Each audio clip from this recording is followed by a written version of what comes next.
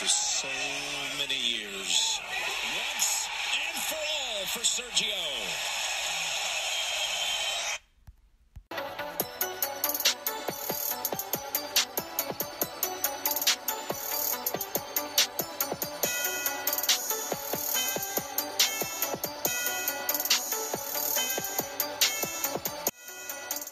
Welcome to the 10th Dispute Sports Podcast Show.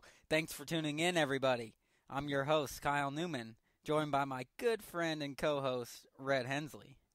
Today we will be talking some golf as we recap the Masters. Then we will dispute who should be the NBA MVP. Finally, we will be talking playoffs. That is the NHL, baby. Good morning, Rhett. How are you doing? Good morning. I'm doing great. You know, ready to talk some NHL, a little basketball, and might as well throw some golf in there. Always. And I'm excited the first time we get to talk about the NHL. This is great. Exciting Big hockey stuff. fan here, and you're becoming a hockey fan. It's wonderful. It's wonderful. But we'll when we get into that later, I'm not a fan of the team you're becoming a fan of. So that's a problem. But it's great that you're getting into the sport, and I think more people should. It's a great sport. Playoffs, best time of the year, Rhett, NBA and NHL. So, hey, we're talking NHL today, though, because the NBA, and not the NBA because, well, Rhett, we don't know exactly every team that's in, including our Pacers tonight, as the final games of the regular season conclude tonight. So that will be next week for the NBA playoffs. But I'm glad to hear that you're doing well, Rhett. I really am. I really am. How are you doing? I'm excellent. I'm excellent. Again, you know, as much as I'm surprised that you're as perky as you are right now, I am too. And I just got off of work this morning, but I feel good. I've got my coffee. Still the first cup, and it's going to be a good show, and I've been looking forward to it, Rhett. We have a lot to dive into here. The last week of sports, there's been a lot going on, so let's get into it. We're talking golf first, the sport I want to get out and play with you here soon, especially after seeing the 2017 Masters. Wow, unbelievable. Rhett, I predicted Jordan Spieth to win it all. He didn't. He did finish tied for 11th at 1 under. You predicted Dustin Johnson to win it all. And to be fair, we will never know if he would have or not. In the most bizarre thing ever, Rhett, Dustin Johnson, the day before the Masters, on the par 3 contest day last Wednesday, withdrew from the tournament after falling down his rental home staircase the night before. How unfortunate. He had to withdraw because of back pain. He tried to give it a go on the range, and he just could not do it, Rhett. Your thoughts on that? Well, I think it sounds like he's a little clumsy. But other than that, poor guy, you know, I was really rooting for him there. But I was hoping maybe Rory McIlroy would come in and take the cake, but that didn't happen. And neither did it for Jordan Spieth. And I'll tell you what, from the day one, I said Sergio Garcia was not going to win. You did. And sure enough, he came in and just took control. Took control, I'll say. It was really one unbelievable finish to the Masters, Rhett. I did not expect Sergio Garcia to win it. I did expect him, because he is a big-time golfer, one of those big names, to be there. In the end, I thought that he would be up on that leaderboard, but I did not think he would win it. And the way that he won it, Rhett, in a playoff against Justin Rose, just in incredible fashion. He had 2 putts to victory. He can 2-putt his way to victory. And he 1-putted it. It was a beautiful, had to have been a 12, 13, 14-foot putt for the Masters, Rhett. And you go for it. You don't go for 2. Now, you go to put it in. That's exactly. You try to put the ball in the hole. Hey, exactly. Shout out to our favorite movie, Happy Gilmore. So, Rhett, though the way that it went down was awesome. It really was. I felt good for the guy. I don't cheer for him in general. He's not one of my favorite golfers, nor is he, I know. But after a while, Rhett, you've got to cheer for a guy. I mean, to finally break through and win it, and you just saw it. You saw it in his expressions after he won it, how filled with joy he was, relieved that he finally did it. His fiance right there, they were celebrating. Justin Rose was showing his appreciation for what he was able to accomplish, and really great sportsmanship throughout that battle. It was awesome, Rhett. And so Sergio Garcia wins the 81st Masters for his first major victory, Rhett. Here's some statistics here. So after 74 starts at the Big Four major tournaments in golf and 22 top 10s, he finally won it. 22 top 10s he's had, 74 starts in the four majors, and he had never won it prior to this. That's what happens when you play with Tiger Woods for most of your career. Yeah, hey, it really is. And speaking of that, I want to highlight some of these, kind of his track record of close calls to almost getting that major victory. You mentioned Tiger Woods. Let's go all the way back 18 years ago to the 1999 PGA Championship. Many of you will remember this probably was the most famous of them all. Garcia shot a 71 on Sunday to lose to Tiger Woods by one, who shot a 72. This was a tournament where two great young competitors going at it, new into the sport, and Tiger Woods, boy, back when he was just unbeatable, held the edge in that one against Sergio. Then there was the 2002 U.S. Open. Garcia trailed Tiger Woods by 4 going into the final round at Bethpage Black. He fired a 74, and he lost by 6. The 2006 Open Championship. Garcia was tied for second with Chris DeMarco and Ernie Els going into the final round, and then he got torched by Woods, eventually losing by 7 strokes. Does Woods have his number? Maybe so, Rhett Hensley. But lucky for him, he didn't play in this year's Masters. Okay, don't go there, Rhett. Maybe he wouldn't have even given him a challenge. But, okay, the 2007 Open Championship the next year. This was probably one of his better chances. Garcia led by 3 going into the final round. He shot a 73. He missed a putt on the final hole and lost in a playoff to Padraig Harrington. 2008 PGA Championship, Rhett. Garcia trailed by 3 going into the final round at Oakland Hills, and he lost by 2 to Padraig Harrington again after a firing, slick final round of 68. He just got tired of losing, I guess, right? And that was nine years ago. That happens, Kyle. Yes, it was. And again, plenty of top 10 finishes since then in the majors and non-majors. But hey, he finally broke through in 2017, winning the granddaddy of them all as the Rose Bowl in college football. Rhett, he did it, awesome fashion. But you're right. Let's talk about the man I predicted to win it, Jordan Spieth here. Okay. We talked about finished tied for 11th at 1 under. Really, Rhett, I thought he was going to win it, and I was getting really excited because a man who finished at 3 over on the first day found himself on a roll going into Friday and then into the weekend, Rhett. He, on his next 15 holes on Friday, was 7 under after being 3 over on the first day. He found himself, after Saturday, at 4 under, just 2 back from the lead. And what happened? Well, he choked. And he choked again, Rhett. A lot of people again.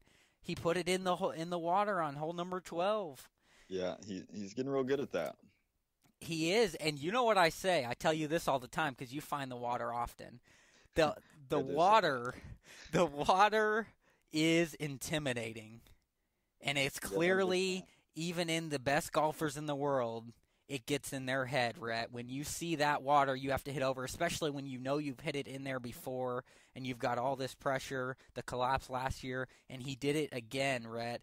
And I really thought he had a good chance going into Sunday. I felt good about him winning it, but he just did not play well on Sunday, plain and simple. And he even said after the tournament, I was out of the tournament with plenty of holes to go, so I'm happy with the way we finished.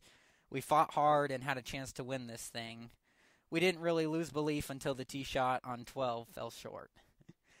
So definitely not the finish that he would have wanted. But Jordan Spieth, right, he has not finished worse than tied for second in his first 3 Masters until this year because of that 3 over 75 on Sunday.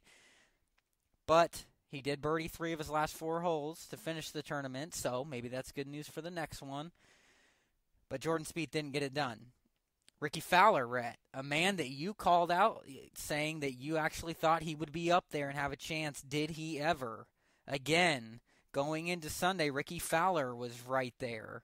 He was in second place at 5 under going into the final day, and he did what he does often, Rhett, and has not won his first major either, was not able to finish. He was not able to come in clutch. He shot a 4 over 76 on Sunday, finished with 3 straight bogeys, and tied Jordan Spieth for 11th at 1 under. Ricky Fowler, I really thought he had a good chance, Rhett, because going into Sunday, he was putting better than anybody in the tournament. I mean, he was really on fire, and it just let him down on Sunday. It's unfortunate. I'll tell you what. Golf is an up and down sport, and you can have the best of shots, and then one thing can change in your mind, and just like Jordan Spieth had, you can hit it right in the water. But Ricky Fowler for Fowler Flat Bill. I'll tell you what. I thought he was going to do it. I thought he was going to hang around up there, but he fell short, unfortunately. But, you know, it was great to see somebody like Sergio Garcia that I'm not even a fan of. Me end up rooting for him. I think that was pretty awesome. Yeah, it's great for the sport, for sure. It's great for the sport, great for the ratings. You know, your boy Rory McIlroy, Rhett, he did make a little bit of a surge again after he struggled on his first day of the tournament. I believe he was also around 3 over, but yeah. he ended up finishing tied for 7th, top 10 finish for him at 3 under, and he was trying to complete his career Grand Slam. Didn't get it done, Rhett, but he did shoot 3 under. He shot a 69 on Sunday with 4 birdies and just 1 bogey. So encouraging for Rory McIlroy getting that top 10 finish going into the next major for him. There was also Adam Scott, won the Masters in a playoff over Angel Cabrera in 2013. He was right there coming along. Your boy Scott, Rhett, he did not get it done. He disappointed on Sunday. He shot a 1 over 73 with 3 birdies and 4 bogeys. But some of those other names were there. That's the thing, Rhett. It was a juicy leaderboard. Justin Rose, he quietly was a dark horse. Just snuck his way up the leaderboard all the way through the weekend and found himself right there in that playoff. In fact, Rhett, some could say that he choked because he had a 2-shot lead on the back 9 there over Sergio and let it go. He let Sergio get back into it after a couple bogeys, and hey, that's all it takes in golf. That's all it takes is 1 hole, 1 shot. Thomas Pieters, the young Belgian, he played well, Rhett. In his first Masters, he was in contention all week. He finished tied for 4th at 5 under. He shot a 4 under 68 on Sunday, which was really good for him. A lot of young talent in this sport, Rhett. Oh yeah, no doubt. And I think that one key thing that we need to be taking away and going into the next year is, Dustin Johnson. He's going to be looking for some heat coming into the next one for next. Yes, he will. The Masters, and I think that looking forward to 2018, we'll be looking for Dustin Johnson to be up on that leaderboard. Yeah, I wouldn't. Not to be looking too far ahead, but yeah, a few more majors this year, and But no, you're right. We're talking Masters. This one's out of the way this year. So yeah, next year I'm sure he will be coming at all the competitors. But Rhett, the other thing that made some headlines is Matt Kuchar. Matt Kuchar made a run on the final day, and he shot a 5-under 67 to finish at 5-under. A top 5 finish for him. How about, though, on the par 3, the 16th hole, that hole-in-one that he had? How awesome was that? Oh, man, I didn't actually see that. I went to glance over that on the ESPN app, and the commercial was a little too long. How disappointing. That is awesome. I bet his caddy won something nice. Oh yeah, you got to see it, right? It was absolutely phenomenal. It was anytime a hole-in-one happens, it's amazing to me. It's on my bucket list someday to get a hole-in-one. I'll tell you what, I'll strip down naked and run across that golf course if I get a hole-in-one. Oh boy, that is totally something you would say, Rhett, and probably do. Crazy psycho. I tell you what. Well, the other names that we thought would be up there, Jason Day, not his tournament, finished at 2 over. Phil, he petered away, finished at 2 over. Rhett, and he was there going into the weekend. He had all of his chances there, was in the top 5, but once again, Phil does what Phil does sometimes. Classic Phil, you call it. I hate it. I wish he would have been able to finish better, but he just did not. His putting was not getting it done for him, and he could not hit a fairway to save his life. Well, when can he hit a fairway? That's the thing. I'll tell you what, something about Phil Mickelson is the guy has the short game, but I'll tell you what, he hits it all over the place. If only he had that dog from the commercial that drops it in the hole. Hey, we all want that dog. We all want that dog. And how about this, Rhett? Finally, we'll end the Masters talks on this. Bubba Watson, he didn't make the cut, finished at 8 over, didn't make the cut for the first time ever in his career playing at the Masters. Wow. Not a good tournament for him this year. Yeah, sounds like Bubba had some problems. But I'll tell you what, that first day was a huge struggle for most, mainly because of that wind. The wind was insane. Yes, on that first day. The elements. And I think it really took a toll on a lot of people, even going into the next day. So. Agreed. But hey, what a tournament was it? Sure ended up being nice weather to finish it on Sunday. Sergio Garcia, the 2017 Masters champion, gets his first major. All right, Rhett, that concludes golf for now. We transition into a very, very heated topic right now in the world of the NBA as the regular season finishes tonight. We're talking MVP, Rhett, and who we think it should be. And a lot of people have mixed opinions on this. I'm curious to see if you'll agree with me or not. But before we do, give our sides. I ran a poll again on Facebook and got some great feedback. Thank you, everybody who is taking part in the polls and for the comments that you are leaving. All right, Rhett, here's the totals. By a landslide, Russell Westbrook is people's favorite to win the MVP. Of course. Came in with the totals here on the poll. 44 people voted for Russell Westbrook. 7 for James Harden in second. Kawhi Leonard came in third with 5. LeBron James came in fourth with 2. And then I had an other option, and there was 1 vote for Isaiah Thomas in the other. There was one comment that I will read from Zach Smith. He says, Westbrook, because the Nets are twice as good as the Thunder without him. And he's not far off there. I don't know about twice as good, but he makes a good point, Rhett, which is why we will get into it right here. And my pick is Russell Westbrook. And quite honestly, a lot of it has to do with what Zach Smith is saying right there. You talk about most valuable player, Rhett. That has to encompass several different things. Statistics. your team record. Most importantly, how valuable you are to your team. And Russell Westbrook is more valuable to the Thunder than any of these other candidates.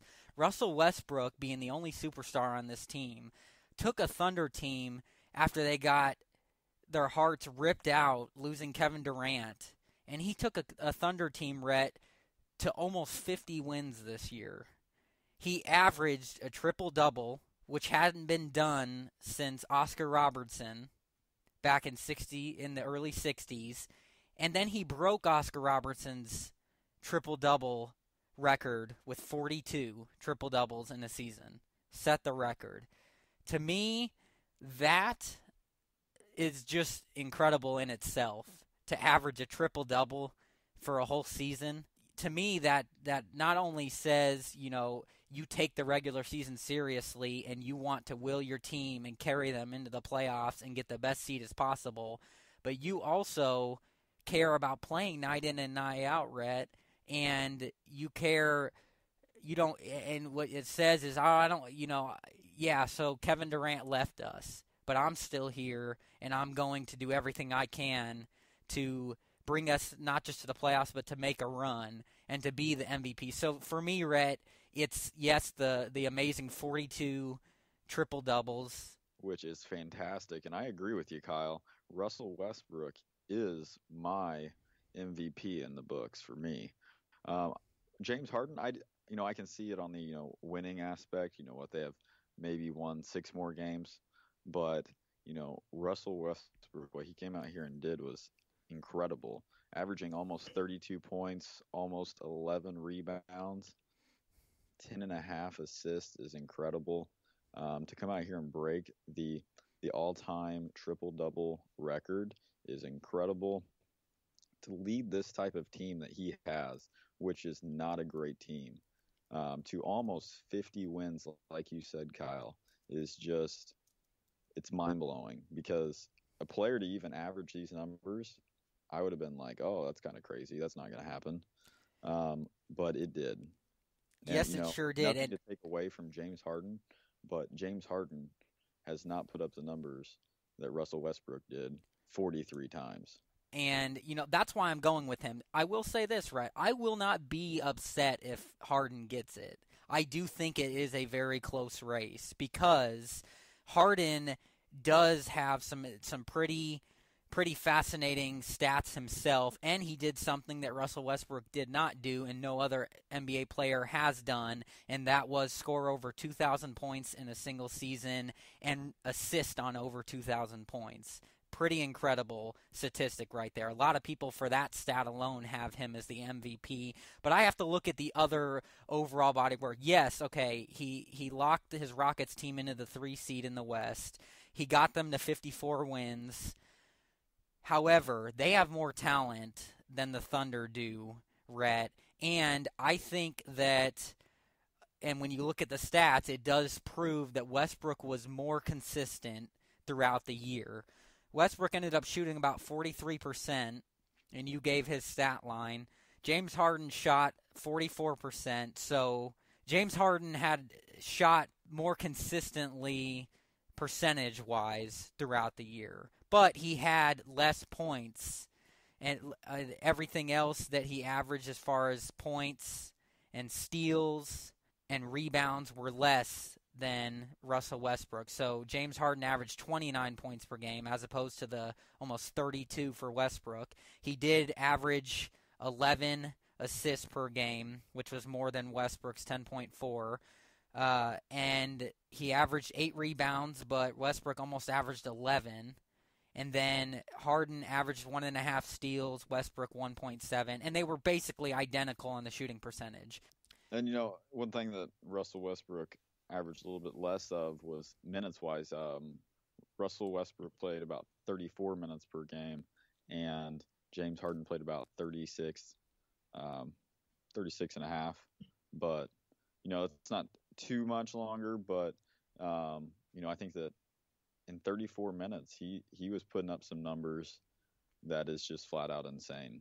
And I just don't understand how we're having this big of a conversation all over the world, to be honest, about the MVP race, because in my books, it's over. Russell Westbrook is it. Yeah, and the only guy that I think would have a legitimate argument for second would be Harden. He did have himself. He did have 21 triple doubles, and we already mentioned he took the Rockets to the locked in 3 seed. More than 13. That was 13 more wins than they had last year. However, I don't think that's enough when you have more talent around you. Russell Westbrook's stat line is better, had twice as many triple-doubles, and was the most valuable player to his team, Rhett. And I think that alone makes Russell Westbrook the MVP this year. I don't think that LeBron James, who a lot of people, I've heard some ridiculous say, LeBron James has had statistically one of his best seasons ever. Yeah, that may be, but the bottom line is his Cavs team really took a slide this year in their record, and you can't give it to LeBron James every single year. And when you look at his stat line compared to the top 2 runners, Rhett, it's down. Almost every category is below Harden's and Westbrook's. So your thoughts on LeBron in a lot of people's eyes being the MVP? No, I don't really. In my eyes, it's MVP for Russell Westbrook, and that is it. I don't think anybody else deserves it in the league except Russell Westbrook, and that's even for James Harden when he had 21 triple doubles, and led his team to the 3 spot. Russell Westbrook, in my opinion, is the most valuable player and deserves the MVP. Yeah, agreed. LeBron, so he finished, he's 3rd right now in the statistics of the MVP race. Kawhi Leonard is 4th. A guy who someday I think will get an MVP, but I don't think this year, when you have 3 guys like that ahead of you and have a better stat line, Rhett, you can't, and has more superstars on his team, you can't make him the MVP. And in 5th is Steph Curry right now, having a good year himself, but not nearly as good as his previous couple years. I don't think Steph Curry really stands a chance at all. In fact, I don't think anybody besides Harden or Westbrook stands a chance. No, so I do not believe so. So we're on the same page. Russell Westbrook deserves to be the MVP in the NBA this year. Great news. I always love it when we're on the same page. I really do, Rhett.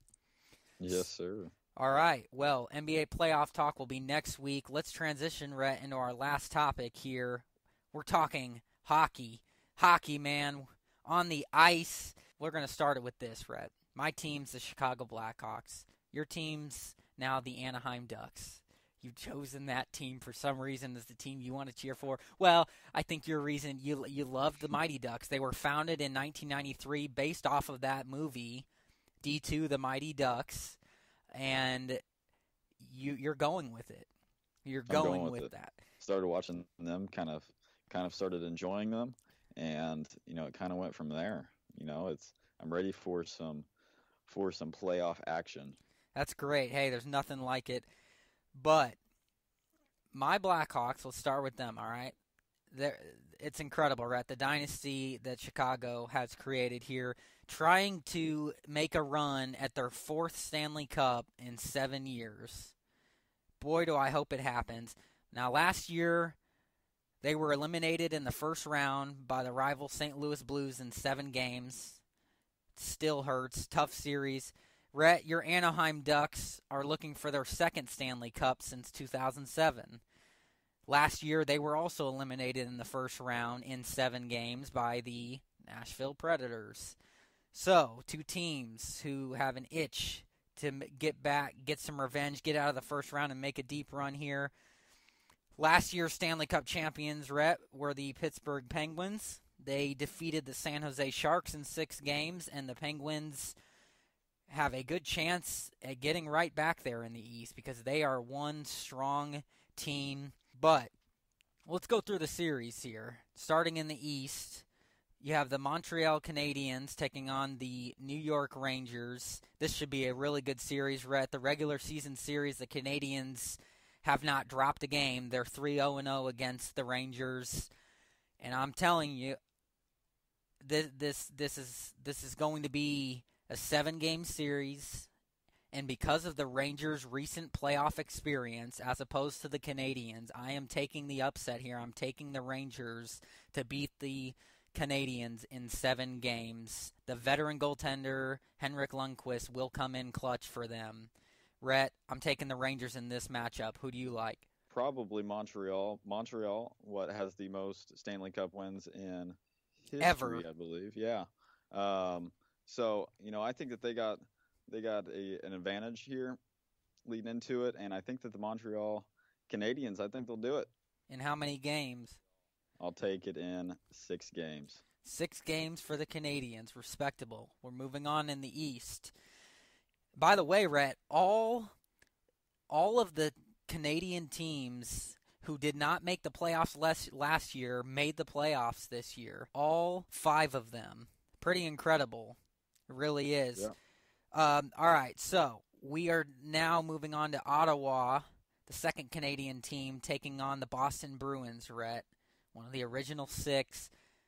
Boy, this will be a good matchup here. It really will. The Senators lead the regular season series 4-0-0. I do think Boston will get a couple games, and their playoff experience will play well for them.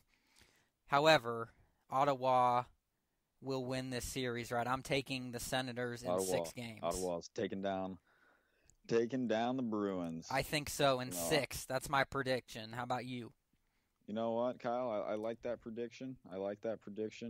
But you know what? I'm going to stick with it. I'll go with 6. They lead the series 4-0 against them. I think Ottawa will take it. Take it in 6. You're in agreement. I am. Okay, moving on to the best team in hockey this year, the Washington Capitals, taking on the third Canadian team, Toronto Maple Leafs. Stu, shout out to Stu and his Maple Leafs, getting back into the playoffs. Rhett, one hot young stud in this game, Austin Matthews for Toronto, will put on a show for them and make this an interesting series. But the bottom line is you have Alex Ovechkin, one of the best hockey players of all times for Washington, is going to lead them to a tough series win. A lot of people may be surprised in this. I think this is a 6-game series. I think Washington will win in 6 games against the Maple Leafs, Rhett. How about you? I think that they're going to win in 7 for the Capitals. A lot of people have predicted the Capitals to win, and they have full right to. The Maple Leafs, though, I think that they're a tough team that you're going to have to watch out for. I mean, whenever you play Canadians, they're tough. They're tough. You can't. They are. They know their hockey, Rhett. That's where it originated. But I'm gonna say this one's gonna go to a 7-game series, and the Capitals will take it out. The Capitals led the regular season series 2-1. So Toronto proved that they can compete with them. They can beat them. And even send them into overtime. In the second meeting. And that's when the Capitals won in overtime. So, I think that they're going to put up a heck of a fight, but I do think that the Capitals will prevail. All right. The last matchup in the East, the Pittsburgh Penguins, defending Stanley Cup champions, taking on the Columbus Blue Jackets. Rhett, Hensley, this will be a juicy series. It really will. Another 7-game series, I believe. The series ended up tied 2-1-1, but I am taking the Pittsburgh Penguins. Too much playoff experience, too much talent on this team. The Penguins win in 7. Oh, yeah, I think that the Penguins will win it. Probably 6. I think that, they are projected. A lot of people are projecting them to win. There are a few different ones that I think that could. And, the Anaheim Ducks are definitely not going to be one of mine that are going to win the Stanley Cup. But Pittsburgh Penguins, I could definitely see a repeat for them, and I will take them in 6. Hey, when you have Sid the Kid, you always stand a chance. Sidney Crosby, one of the best hockey players also of all time. Sidney Crosby, what a great name. It is. It really is. And Stu loves him. All right, Rhett, quickly, let's move on to the West here. Anaheim, your Ducks, taking on the Calgary Flames, the 4th Canadian team. This will be a good series, Rhett. The Ducks led the regular season series 4-1. Most of the games were good games, though. I am going to take your Anaheim Ducks in this series. The Ducks will win in 5. Believe it or not, I'm taking them pretty easily in this. They will win in 5. I like it, Kyle. I'll take the 5 also. Quack, quack nation. I love it. Oh, jeez. Taking them in 5. Taking the Ducks in 5. All right, the last Canadian team in, the Edmonton Oilers. Boy, what a matchup this will be against the San Jose Sharks, Rhett. The runner-ups in the Stanley Cup last year, the Sharks, and this is going to be one incredible series. The Oilers led the regular season series 3-1. Edmonton, Rhett, is going to win this series in 6 games against the Sharks. In 6 games. You know, Kyle, I like your Oilers pick. And, you know, a lot of people are liking the Oilers coming into the playoffs. And I will have to go with the Oilers, and I will take them in 6.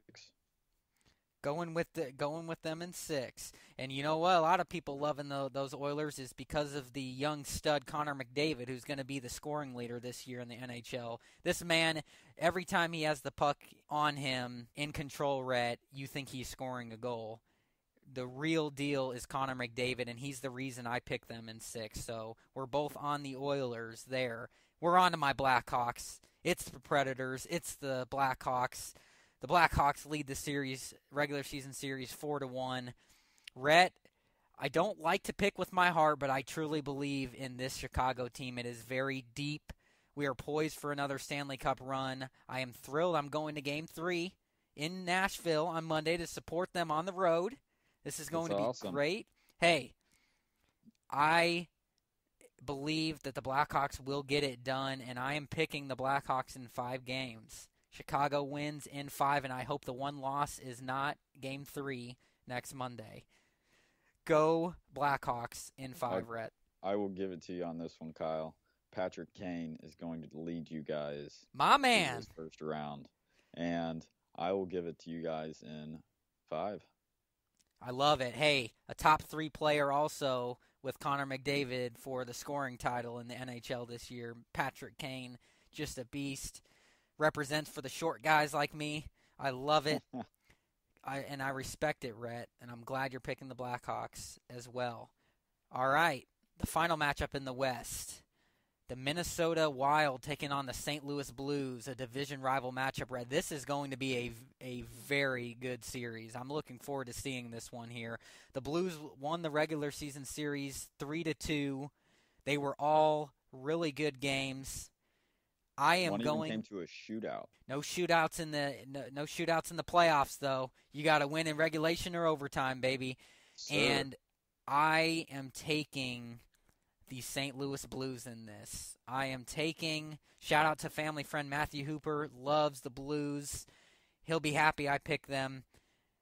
The Blues in 7, Rhett. This is going to be a 7-game series, and this is going to be whoever play the matchup in the second round, who has to play one of these teams, is going to be happy because they're going to be drained.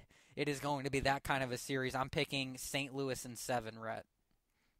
I like it. I will be taking the Minnesota Wilds. You're taking the Wild. Unbelievable. Oh, yeah. Going to take them in 7 games. I like your pick. They're going to have a tough matchup.